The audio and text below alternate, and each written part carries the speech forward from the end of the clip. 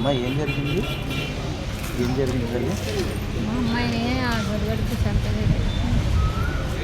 2 కేజీస్లో ఉందని చంపేశాడు. గొడవడి పెళ్లి చేసి కొడుకుతో ఉందని పిల్ల పుడితే మరి ఇంట్లో తెలియకుండా చేసుకున్నాడో మా ఎదవ తెలిసిపోతుంది. పిల్ల పుట్టే కానీ ఇద్దరిని పెంచాలని చంపేశాడు. సింగసంలో ఎక్కడ చేసుకున్నాడు అంటే 3 సంవత్సరాలు అవుతుందంటే పెళ్లి చేసుకుని నేను 3 సంవత్సరాల కామాలో ఉన్నానులే. నాకు తెలియదు ఇవన్నీ. మాగా మా అల్లుడు చిన్నల్లుడు ఉన్నారు కదా, చిన్న పాప ఇప్పుడు చేసిన వాళ్ళు లోపల ఉన్నారు. వాళ్ళు ఇద్దరూ చేశారు. అలా చంపేసాడు. ఆడ ఆఫర్ తీసుకున్నాడు, చంపేసాడు. రేపు ఇప్పుడు ఫుడ్ వచ్చేస్తుంది అని చెప్పారంట దాంట్లో. ఫ్యామిలీ అయిపోద్ది కదా, ఇంట్లో అందరికీ తెలిసిపోద్దని చంపేసాడు అన్నమాట. మీకు ఎప్పుడు ఫోన్ చేశాడు?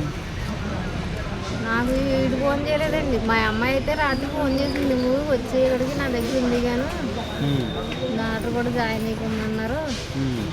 నేను చెప్తాను, అమ్మమ్మ ఎవరో వస్తారు తీసుకొచ్చేస్తారు, అమ్మ మొత్తం చెప్పింది. మొత్తం ఎంతమంది పిల్లలమ్మా మీకు? 8 మంది అమ్మా పిల్లలు మీకు?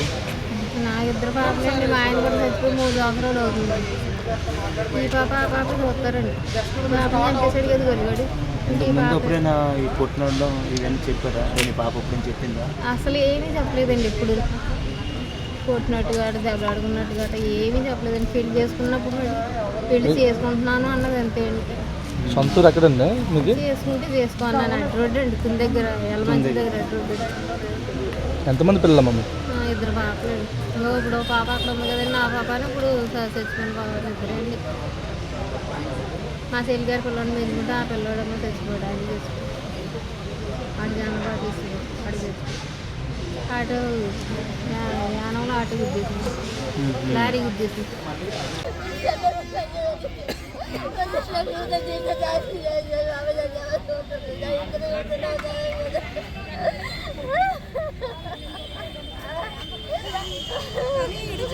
ఎవరు ఏం చేయలేరు, సపోర్ట్ ఎవరు లేరు అని చెప్పి